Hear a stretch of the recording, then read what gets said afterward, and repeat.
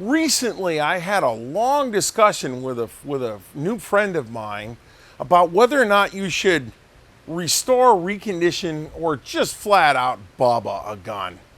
And we were talking about certain things you do, and one of the examples that we had used in that discussion was the Kammerlader. This Kammerlader had seen better days. I've only got the stock to it because I'm going to admit to you that we're a little out of sequence. But let's climb down a hole and look at a really unique gun and all of the garbage that I got to do so that we can shoot it again. And I'm kind of looking forward to this one.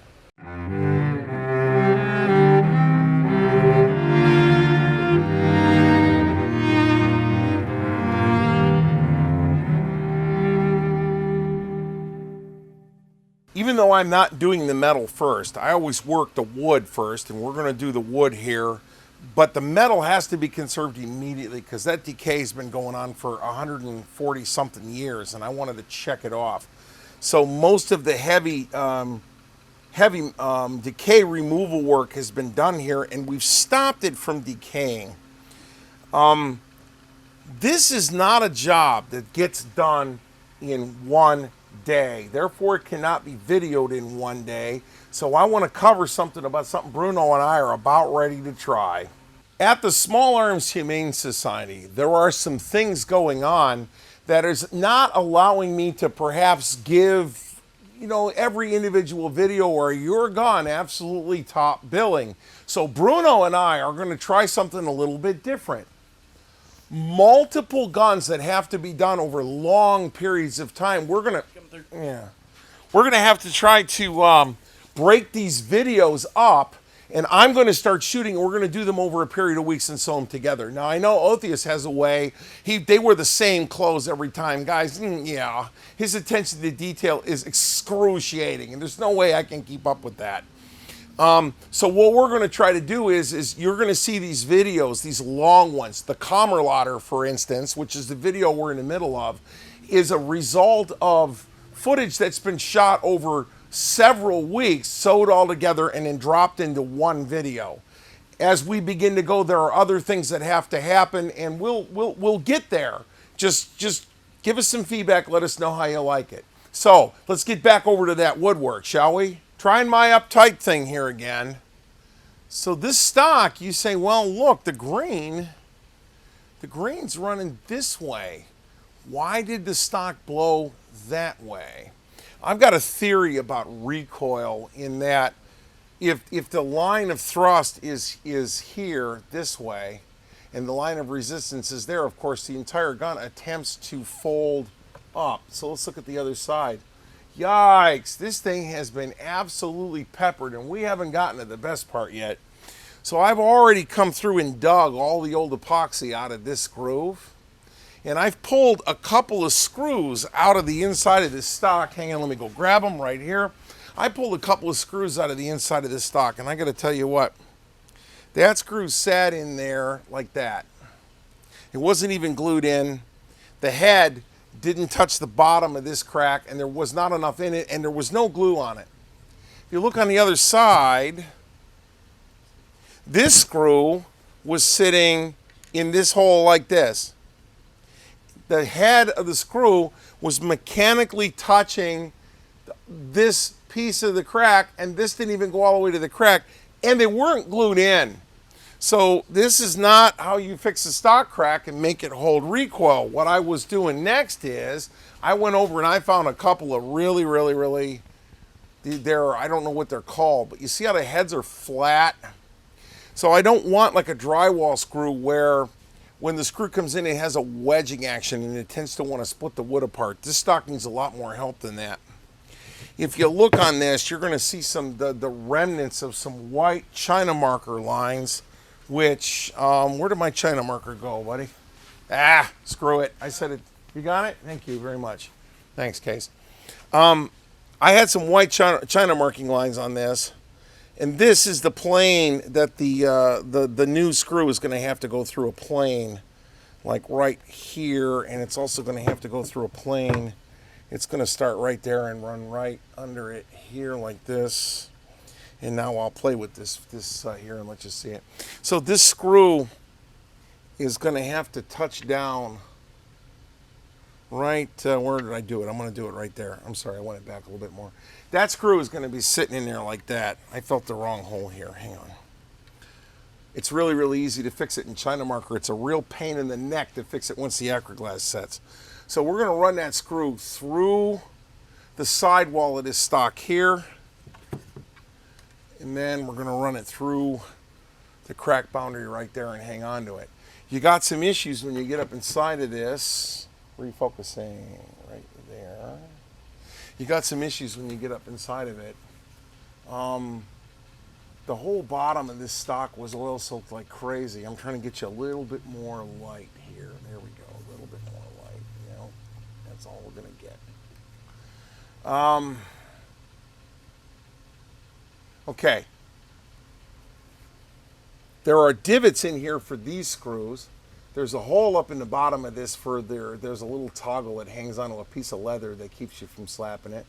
This hole in the bottom of this stock is where the percussion hammer comes up and hits the nipple from underneath. So it's fairly weak and it's oil soaked like crazy. Typically I would acetone something like this. You can see it's been repaired 4 or 5 times. And I thought this was stained, but it was actually oil that had run down along the sides of the tank crack and soaked this out and ran along the bottom.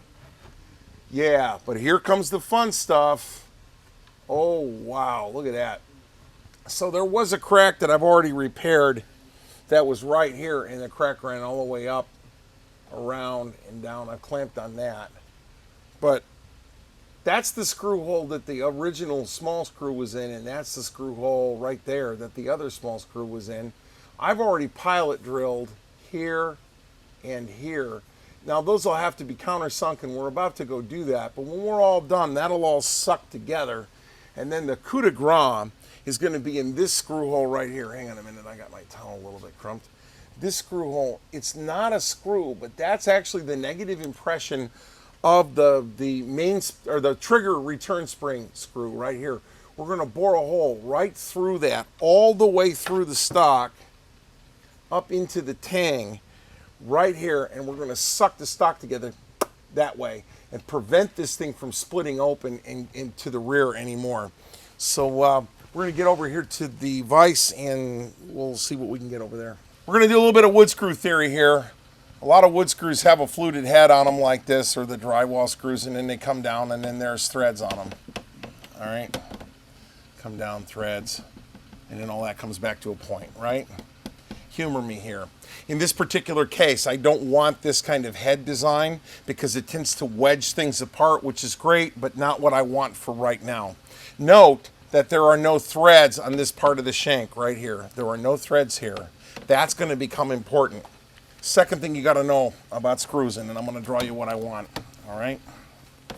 If you look at this helix, this thing goes around in a helix like this. There's the thread, right?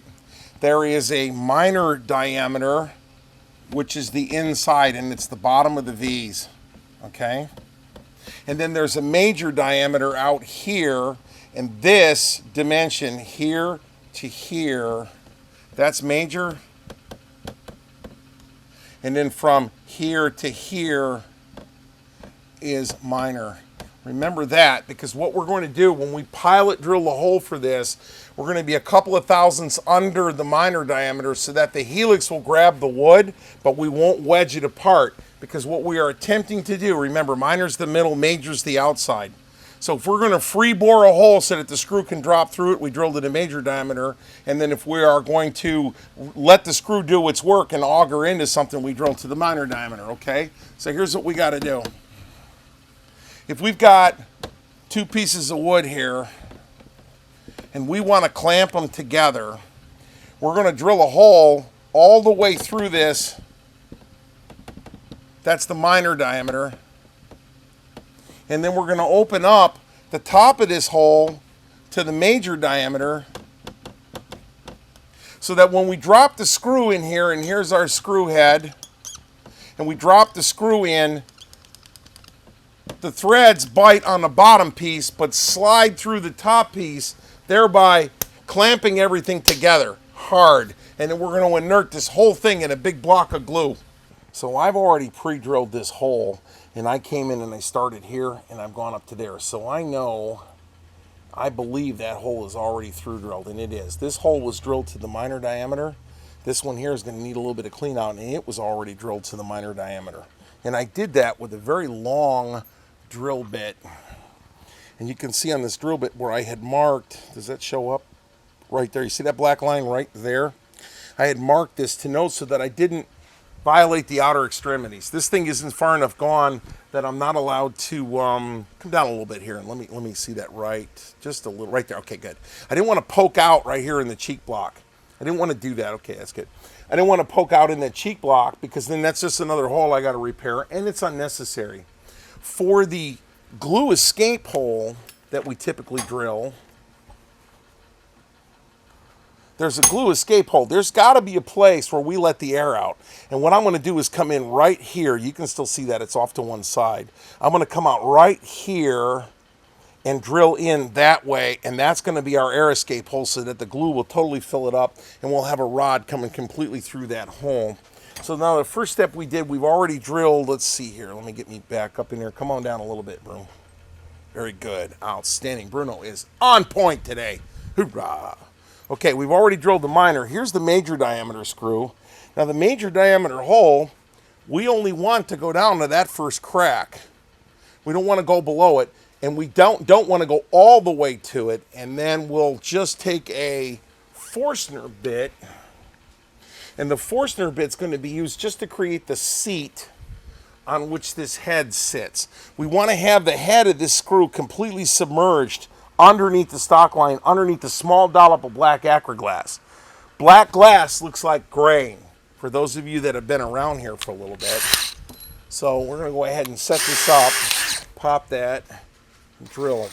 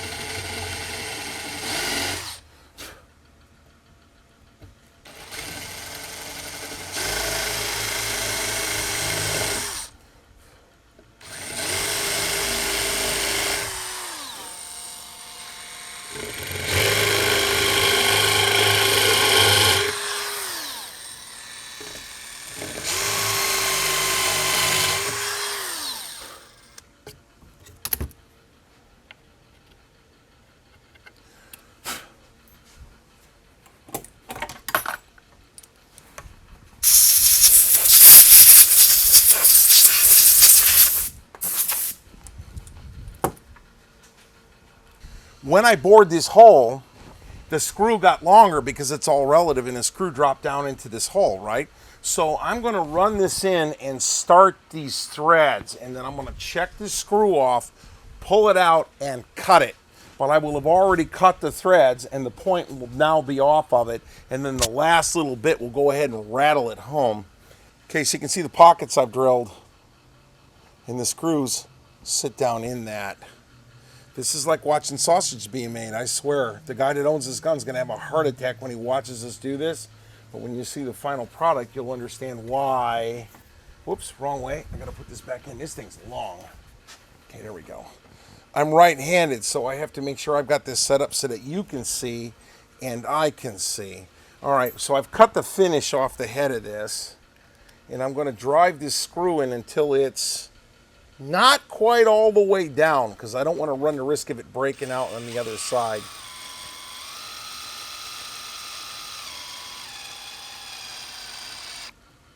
Now I've got my finger down here, right there.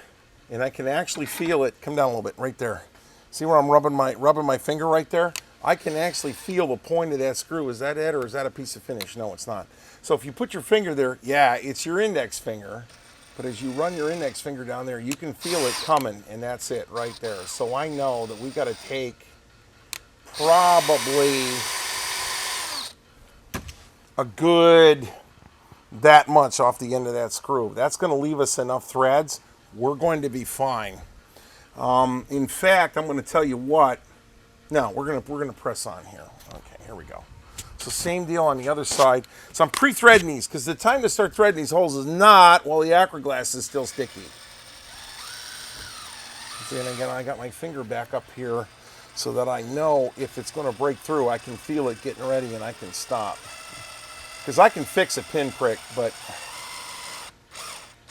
And there's that but word again.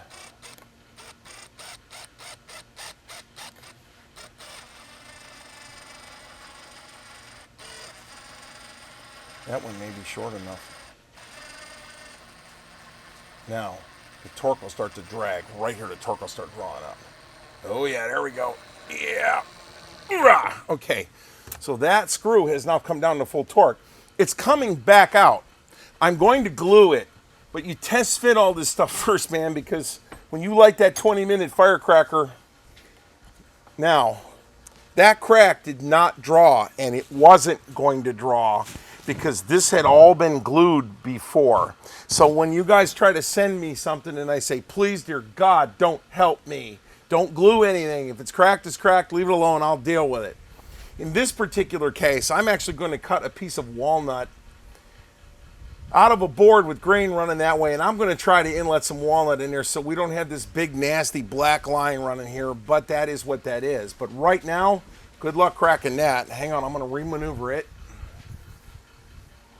So now, when I come in right there, now when we come back in, we can drive a wooden plug down on top of that, glass the plug in and cut it off flat, and then all we'll have is a thin ring. These round surfaces here, I'm actually going to point them a little bit. Let's see if you can see this. I'm going to point this. I don't know if that's going to show up. But I'm going to point these holes ever so slightly and inlet a piece of walnut down into the old screw holes so that it all blends in. And from 6, 8, 10 feet away, this thing doesn't look that bad. And yet, we can put 120 freaking grains of black powder and a 600 and something grain slug in this thing and let fly, because the wood is what gives these old guns away way before the metal gives them away. I've significantly reduced the length of this screw, and you'll note that it's shiny here and it still has this, it's almost a lubricant on it. We'll grind all that lubricant off, we'll wire all that off before we put this in here, because the last thing we want is something that makes the glue not stick. So now, again, the reason why I don't want the head of the screw poking out the top of this is, one, it looks like crap, but two, the reason why it looks like crap is that you have a little shiny spot if you have to do any kind of steel wooling or anything, and I want wood covering all of this. Wood covers all ills. So let's run this thing in here and see. And I'm going to bring the light over here because I want to see if we can see any visual compression of the stock as this comes in, because the cracks on this side, actually, I think are going to start taking up. Bam! Did you see that sucker haul down like that? That's sucked down. So now I know that I've got wood-to-wood contact. We'll break that back apart a little bit, get the glue all the way up in there, shove the glue all the way down in the holes, and suck these two together, and this will be good. We got one more screw we're going to do, and we will, hang on a minute here, let me get the stock back around so I can drill the hole here. Okay, so I want to come in on the bottom here on this negative impression like we showed up close, and pop out up here underneath the tang. And we're just going to let that screw just stick out and come back in and grind it off later. That'll be perfect. And there is a crack right there. That crack is starting to propagate all the way down the stock, and that's what I'm trying to check off, is that crack right there. So we're going to come right through here. So, a couple of things we want to note here. Yeah, come back around, get right on up on there. And I'm going to come in with the minor diameter drill first. We're going to use the long drill bit. We're going to begin the hole where we want it to come out, which is right here underneath the tang. And we're just going to pop in. Now, for those of you that have been watching me long enough to have watched that Mauser 66 debacle, I tried to use a long pointed drill like this in a drill press on a day when we were trying to get it all done in one day, and it didn't happen, and it looked terrible. So I'm coming in about maybe a third of the way, and then I'm going to come in from down here a third of the way, and then any of the misalignment happens in the center. It's like wallpaper in a room. You start in the middle and work out. So I'll come up underneath here, and then I've got a line drawn around the stock. You can still see the vestigial, the whiteness there. And I know I'm aiming for that point. So I know I'm aiming for a spot like right there, and that will tell me where to aim the drill bit. So let me get this locked back down here.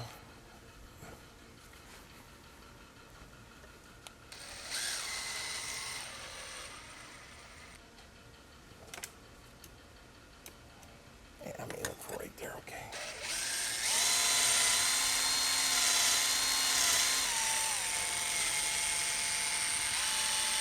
Oh, wow. There's a pleasant surprise. I guess I only get watered once a week this week. Okay, so then since we're going to bring the screw head in from back here, we'll go back to the Forstner bit. And the Forstner bit cuts a cylindrical hole, so I know then that I have to get, I know I'm in the way, hang on. All right, so not only do I have to drill deep enough to allow that screw head to set, a little bit of air. I'm going to get me one more of these screws right here. So I know not only does the screw head have to sit down in that hole like that. Let me roll this a little bit so you can see it. Let me roll this. Okay. So not only does it have to sit in there, it has to sit slightly below flush, because that's where the screw head that holds the mainspring has to set. We can tweak that later. So now we've come all the way through now with the minor diameter. So now all we have to do is major diameter this halfway down, and the major part is going to have to stop right there. That's where it's going to have to stop. So I'm not going to be able to see that. You're not going to be able to see that. So what I'm going to do is come over here to my checkering cradle, and I'm going to grab that roll of masking tape that's hanging on my checkering cradle, and we're going to stick a little bit of masking tape on this. Let me get a little bit of tape here. Just a little bit. You don't need much. And we're going to put a flag. I'm going to put a flag on this drill bit right here. So what this is telling me is this drill down the tape touches off in the bottom of the hole, and then we know we're down far enough. Okay, so we'll mount that. Bore this.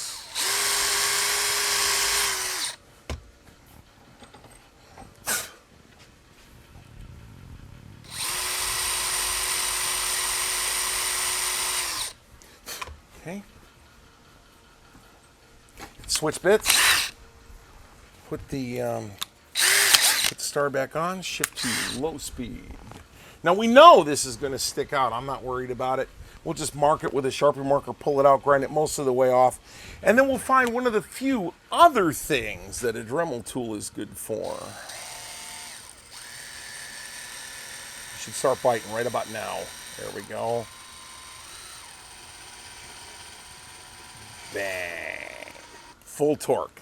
Outstanding.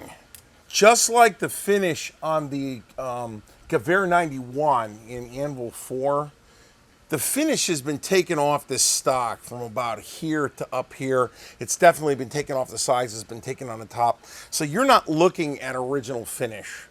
So I am going to probably do my thing, fill this crack in, but we'll do that after we punch the two screws. So all we're going to wind up finishing up here is we're going to punch these two screws in, and then we're going to let this whole thing set up in such a way that I can come back and work on it. Acryglass is done in steps. So anyway, there's the screw sticking through. I changed screws because that other one, the threads weren't long. The threads weren't in the right place.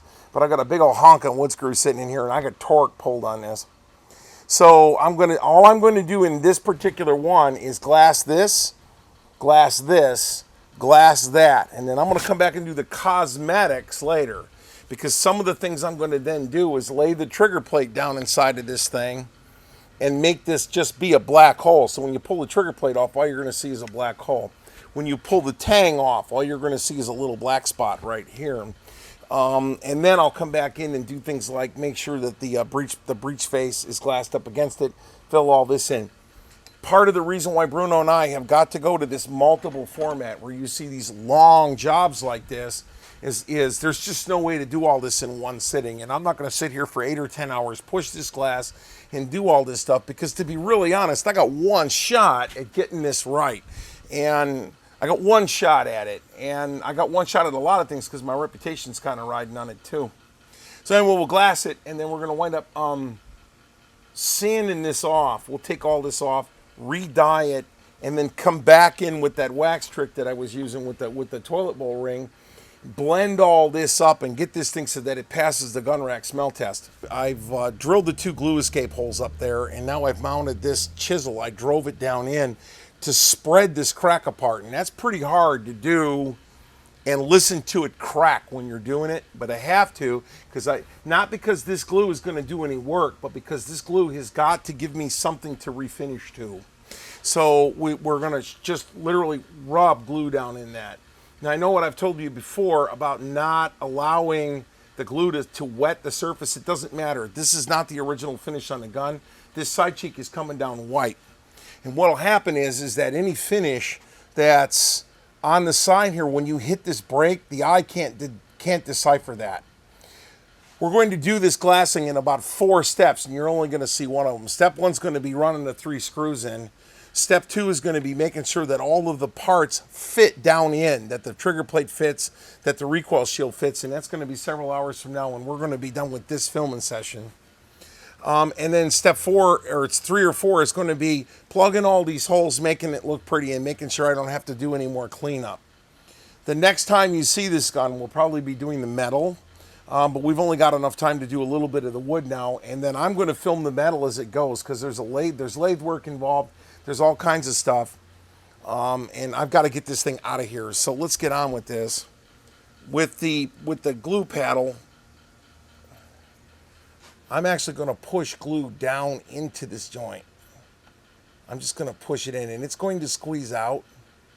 But as long as I don't get it on any surfaces I don't want it on, we should be okay. Now, the more we squeeze the glue down in this joint, eventually it's going to start oozing out in the hole, and there it is. It is oozing out inside the hole. So now I know that I have penetration all the way into this glue hole. That's where I want it. Okay, and then we're going to have to start filling this screw up. So is that the short one? That's the short one. This is the short one. So let me bring the Acryglass up here. What I'm going to do then is roll this screw in the glass like this. I'm just going to roll it, and I'm going to turn this into one hot, sticky ass mess. Okay, right here. So this is a sticky mess right here, and I'm going to shove that up in that hole like that. Just for right now, I want that to sit there, and it'll give it some place to go. And then we're going to pack this hole successively with more and more, but we're going to go get another screw to do that. So let me wipe my hands off here and try to not have too much dead air. So what I'm doing now is I'm going and I'm getting another one of these screws, and I'm going to rotate it backwards. I'm going to go ahead and put glue on it. Here we go. I got the glue. And then I'm going to rotate this screw backwards, and I'm going to make an Archimedes screw out of it. And as I'm going backwards, it's actually driving the glue down into the hole, and it will fill the entire hole up. I've had people give me all kinds of suggestions about how to do this with syringes and needles and whatever. And by the time you get that syringe full, I'm going to have this entire joint glassed. Okay. So we'll just keep shoving glue down in that hole until it appears, we're going to pull that wedge out, until the glue starts squirting out of this glue escape hole right, let me see here, I got to get back in frame. There's a glue escape hole located right there, you see it? That's going to be where the air is going to come shooting out the top. I keep getting out of frame here, I'm sorry. The air is going to come shooting out the top. So let me go ahead and do that. I'm going to start packing this, I had it up here, right? Yeah, I did. I had it up here, didn't I? Yeah, okay. I was just going to start packing glue down in that hole. Now, the reason why I took this wedge out is I don't want the glue to escape out here. So let's go here. Let's go ahead and pack this. We're just going to use that as to shove that down in and pressurize that. I'm going to put my finger up here so I can feel it coming out. This is a nasty, sticky, disgusting. Gunsmiths, don't ever let your customers watch you do this because they will turn white. I tell you, I think the worst I ever saw a customer go white on me, I took an oxyacetylene torch to a Ruger #1 right in front of his face. And I cut his scope mountain bridge right off of it. And that boy about to like to have a heart attack on me. Yeah, well, gonna make a cake, gotta mess the kitchen up. Okay. So we got this one, and we're just gonna push this in and go ahead and push that in and come up on it slow. We can see the squeeze out starting to happen here. There's squeeze out happening right there. See it squeeze? Bang, we'll draw it up tight. Okay, I'm gonna flip this over now and work on the next one. And we'll be able to, hang on a second here, I've got to reposition just a little bit. And then we'll verify that, yes, indeed, the glue did squeeze out the top there. So right here, you can see where it came out. Let me get it back into frame here. You can see where it came out into the action recess, and you can see where some of it started to come out in the front. Oh, this stuff is nasty. But Acroglass is the best material for doing this. It just is. So here we go. We're back down in. And now we're going to do the same thing on the other head. I got glass all over me. This is a disaster, but this is how it's going to go for 2 other holes.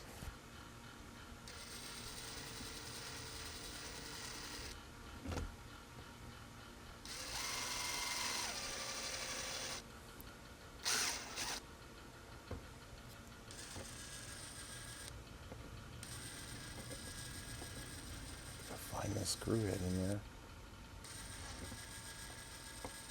There it is.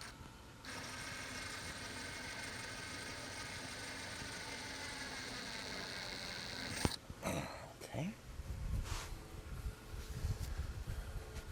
So the third screw's home. And then we're going to screed this off flat. I'm making a piece over here. Hang on a second.